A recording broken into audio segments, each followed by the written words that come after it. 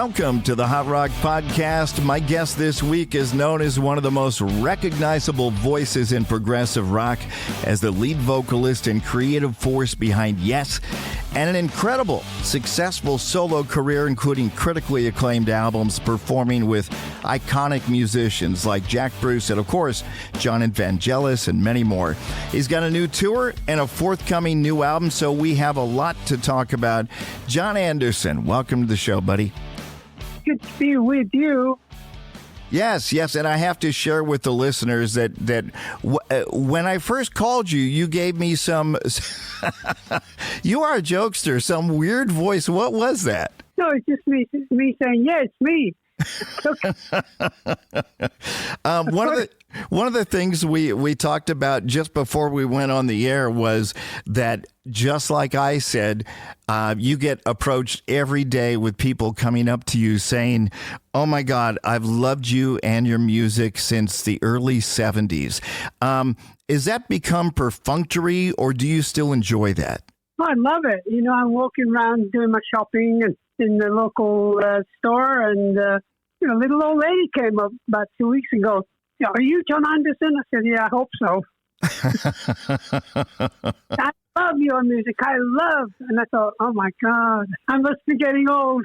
Oh yeah, well, I'm near your age, Jon. So I was there in the beginning, listening to everything. Saw you. It was either at the Fillmore or at Winterland in San Francisco, where I'm from, and like everyone else that you talk to, have been a fan ever since. Now you have an upcoming tour and a forthcoming album. The tour is with a band called the Band Geeks. So tell me about this tour, how it differs from last year. I know you were doing, I think, the 51st anniversary tour of the second album, I believe. Yeah. I think the idea with the Band Geeks is they love Yes music, which is really important, especially when I called them up.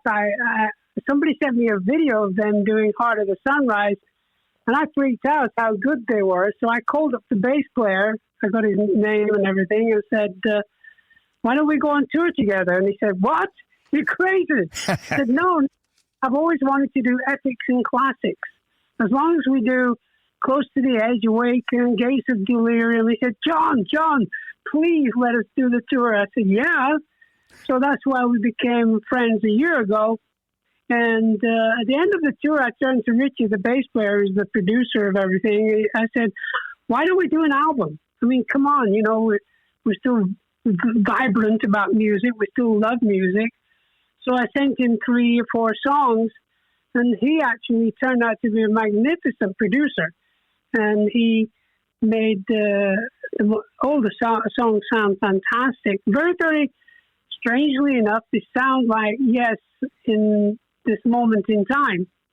So I'm very excited. The album's called True, and there's 9 songs, and a couple of them on the large scale, sort of 15-minute trail that Yes used to do quite a lot in the 70s, And we're going to tour this spring and summer, doing the Yes epics and classics, plus a couple of songs from the new album. And I can't wait to get on with it. It's going to be great. I was looking at I cheated. I went online and took a look at your set list from last year, which was amazing. Obviously, there's a large amount of music from Yes, as it should be. Yeah. You've got a Jon Anderson song in there, State of Independence. Are there any other surprises? I know the fans always want to hear the song that really moves them the most.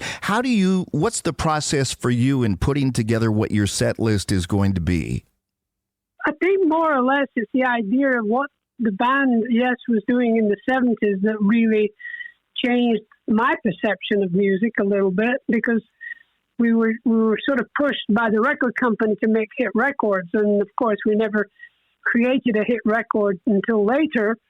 And I remember doing Roundabout, and Roundabout has a middle section, and Roundabout 7 or 8 minutes long. And when we first heard Roundabout on the radio, it was 4.5 minutes long. They cut out a big chunk of it. But it was then we realized, hey, this could be a hit record. And it was. Roundabout was a big record. And the idea of creating music is you got to live by the rule. If you chase to get a hit record, it doesn't happen that much from a band point of view. But if you chase musical ideas that are a little bit different than the norm, that's when you dig in and hang in there. When Yes was creating The Close to the Edge, of course, and things like that, Fragile, it was disco was big. Disco was happening, and then of course the Sex Pistols came, and that funk rebellion against bands like Yes. But we survived, you see, and that's one of the great things that I feel. I feel very blessed that I kept going.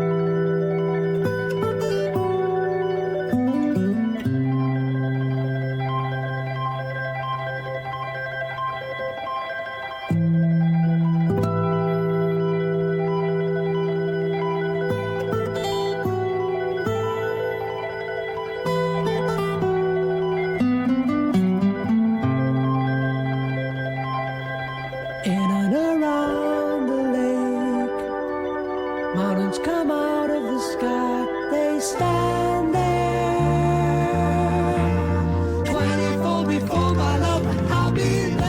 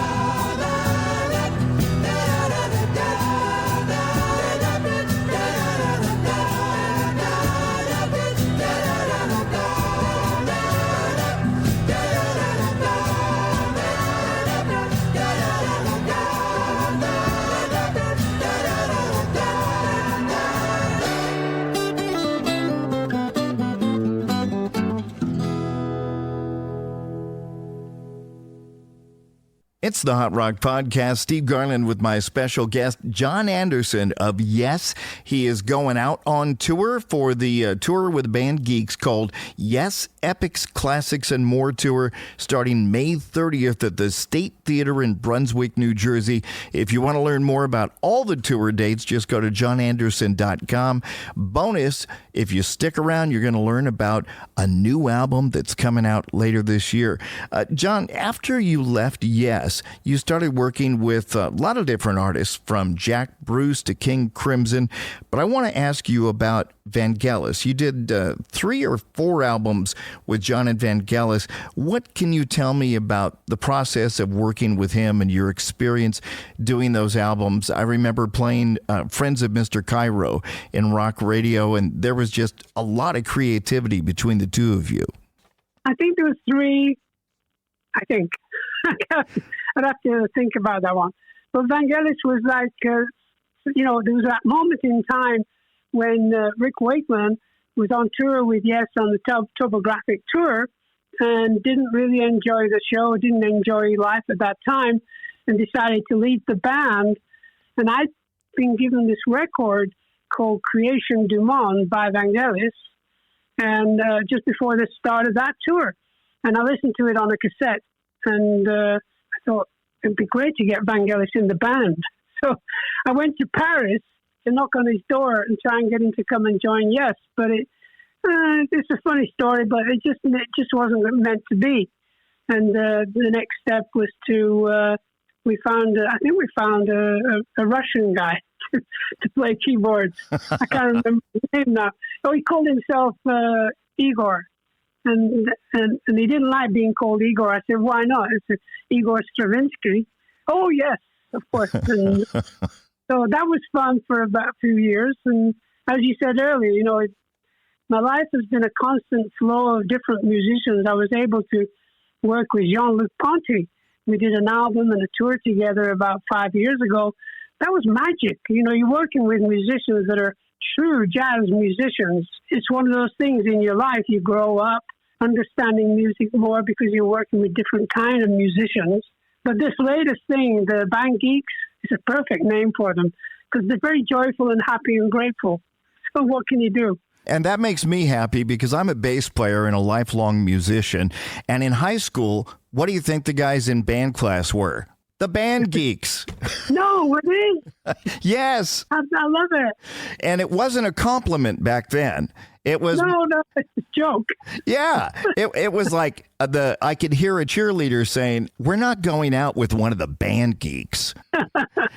And it's funny because, as you know, 10 years later, when I'm in a rock band, as in all rock bands across the planet, the girls do the exact opposite and go, "Oh, the band members." Yeah, I remember having that when in my first band with my brother, and we used to do Beatles songs, of course, and we went to Scotland once, and everybody screamed at us, kind of freaky, you know, because I think it was "Love Me Do" was number one or something, and we played it in the show.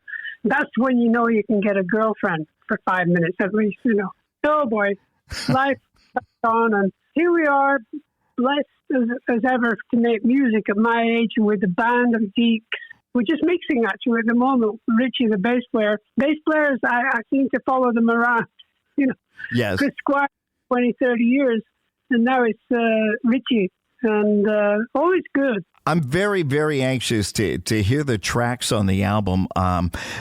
We get questions from our listeners that come in to our email address, and I have two that are related to your tour that I'd like to ask you real quick. One of them is from Susan, who's in the UK, and she wants to know if your tour will eventually expand to the UK, and for that matter, Europe, Japan, Asia.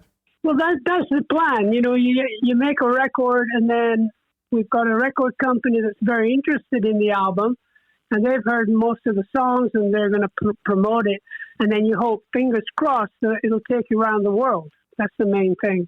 Absolutely. But we start with the U.S., and your tour is coming up pretty soon. Looking at my notes, you start May 30th at the State Theater in Brunswick, New Jersey, and you've got a lot of dates across the U.S. coming up. Yeah, we got 12 at a time. You know, it's good to spread things out a little bit.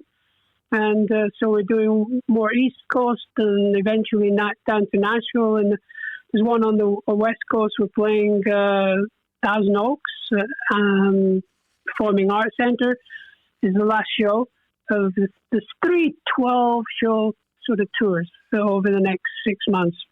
And I'll be lying there. I'm tired already thinking about it. Right? Yeah, it's the recovery. It's not the show. It's the recovery that matters. Yeah.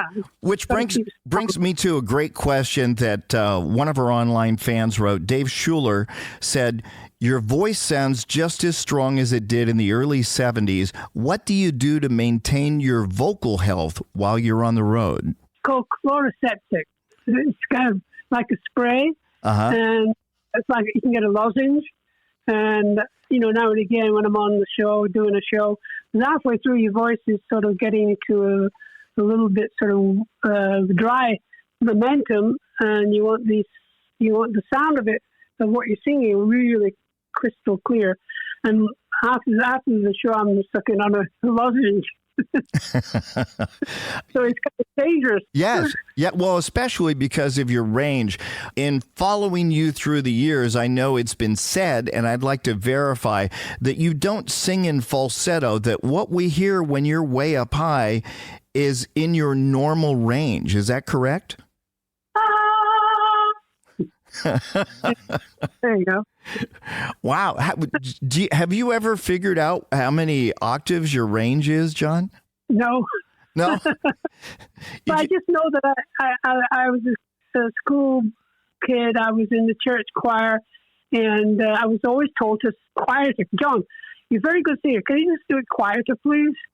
And I'd be in church with I'd always have my Superman comic instead of the lyrics that I'm supposed to sing. Batman and Superman, that kind of thing. And but I just enjoy singing.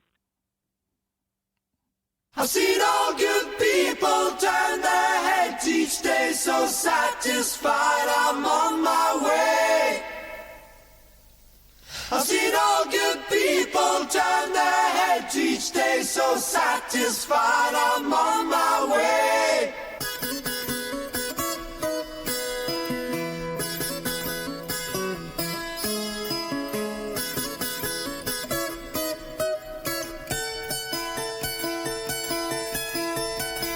Take a straight and stronger course to the corner of your life.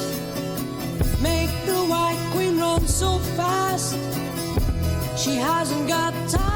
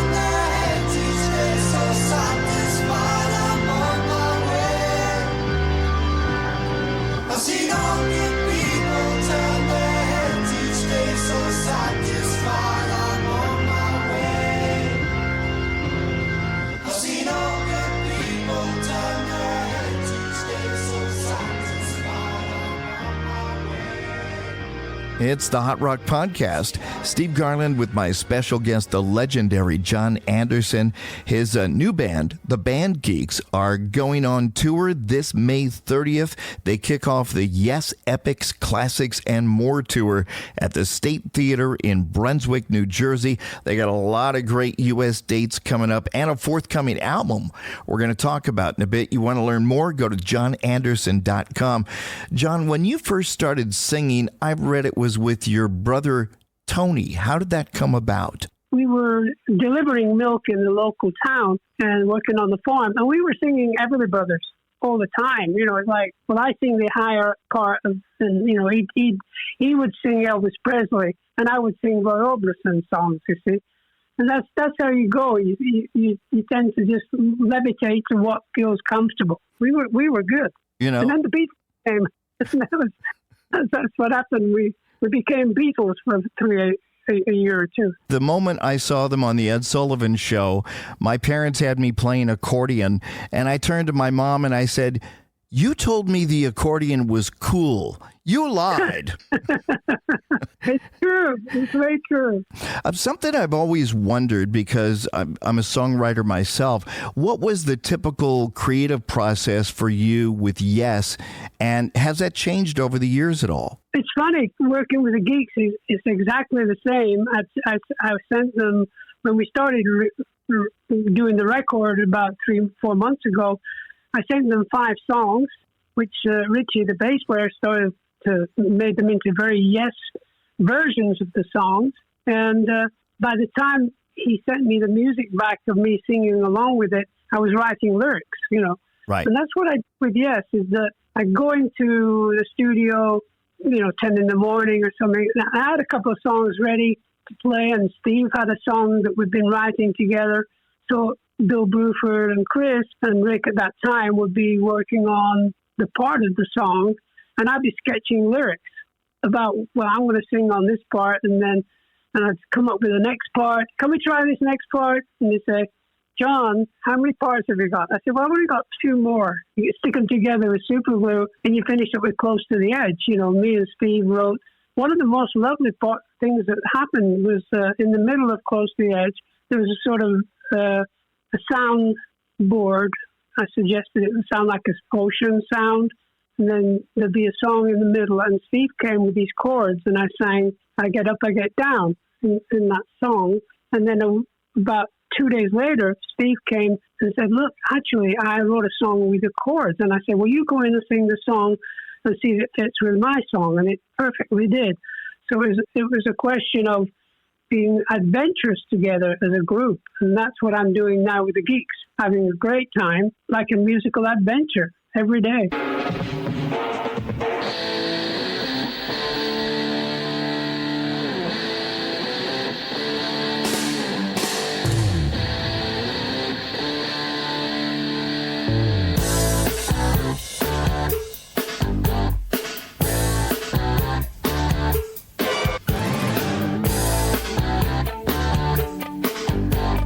Move yourself. You always live your life, never thinking of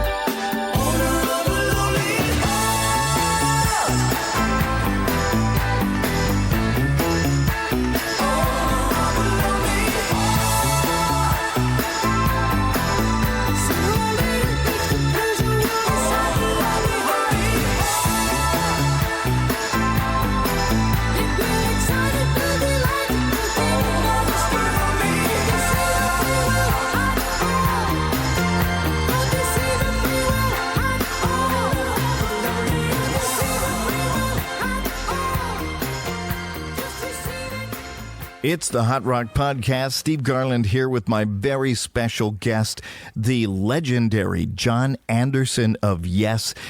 We've got so much to talk about here, and I know you're short on time because you and the band are mixing tracks for the forthcoming album, you and the Band Geeks, who are going out on tour very soon for your U.S. tour.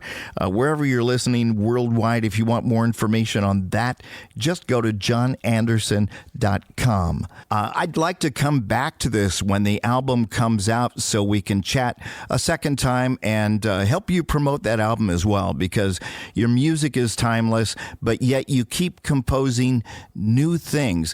And there seems to be a thread through your music, and that is, and you've heard this before, with all the negative things in the world, and it's even far worse today, your music continues to be joyful and positive. What inspires that in you, and why? Well, in the back of my mind, I keep thinking of the line, "Wake up and dream." That came to me a couple of years ago in a song. I was writing the song, and then I wrote some songs 8 years ago that we're using with the new album, and there's still the same messages there of wake up and dream. It's okay. It's a beautiful world. No matter what, everything will work out and everything will become great. And that's the theme to True, the new album, is that everything will work out eventually. Don't worry. You know, life is for living and for discovering how beautiful you are. Wow. That's really how I feel when I hear your music, Jon. And on your website, which, by the way, for our worldwide audience, you can learn more about the Jon Anderson and the Band Geeks tour. Yes, epics, classics, and more at jonanderson.com. You can get concert dates and details about the forthcoming album. But before we go, is there anything you'd like to say directly to your fans around the world? Well, I'm very, very grateful for being able to still be making music at my time of life. I'm now 79 in my 80th year, and I'm still excited about making music simply because there are fans out there that want to hear stuff. And every time I go to the local store, some guy comes over and says, "Are you Jon Anderson?" And I said, like earlier, I said, "Yeah, I hope so." Well, the fans are going to be there for you at these shows, Jon, and I hope you'll come back when the new album comes out, because I'd love to chat about it and explore these. Did you say 10 new tracks? 9, but I'm sure it's going to be 9.5. Well, knowing the length of many of your songs, in runtime, it's closer to 15. Yeah, we've got one 15-minute piece and one 12-minute work, and it's very yes. It's really still yes in my heart, and that's what I feel. There's fans out there who want to see a great show. Just come to this concert we're going to be doing. It's going to be fun for us, that's for sure. Awesome. Jon Anderson, it's a privilege and a blessing to have you on the show. Thanks for coming on. Best of luck with the tour and the album. And again, we'll talk when the album comes out. I'd love to. Thanks so much. Long distance, run around. Long time, waiting to feel the sound. I still remember the dream there. I still remember the time you said goodbye. You didn't really tell lies, letting in the sunshine. You didn't really count to one.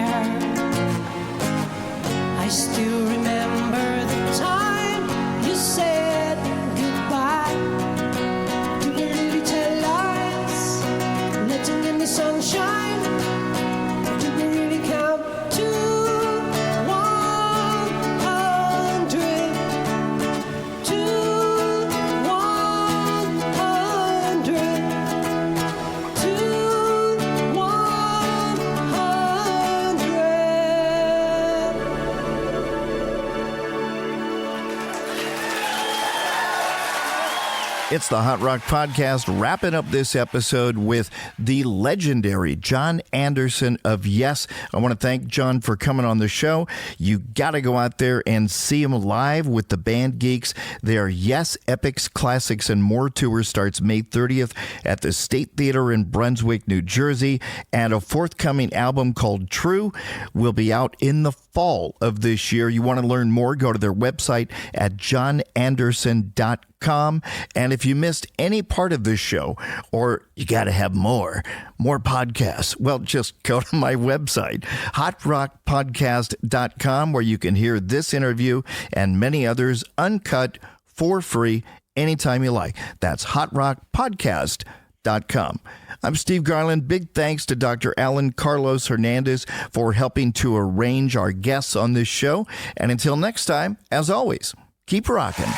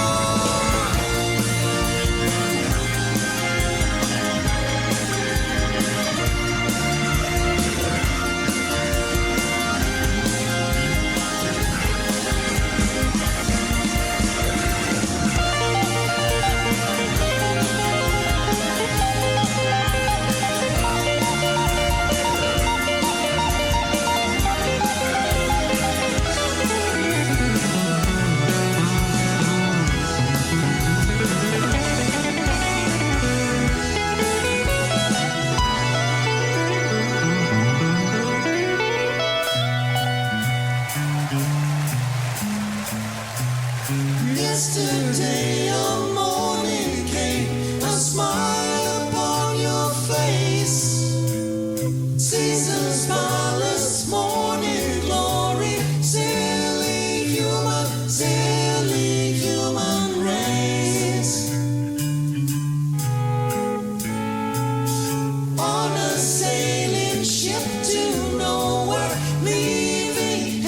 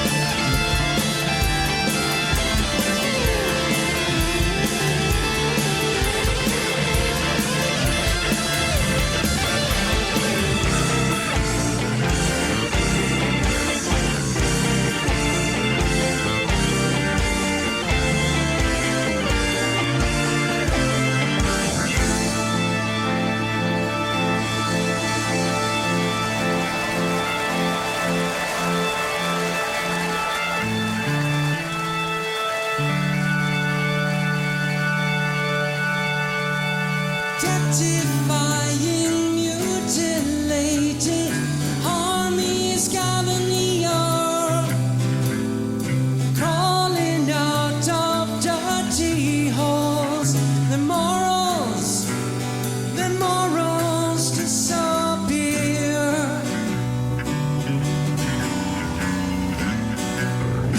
Yesterday, a morning came, a smile upon your face.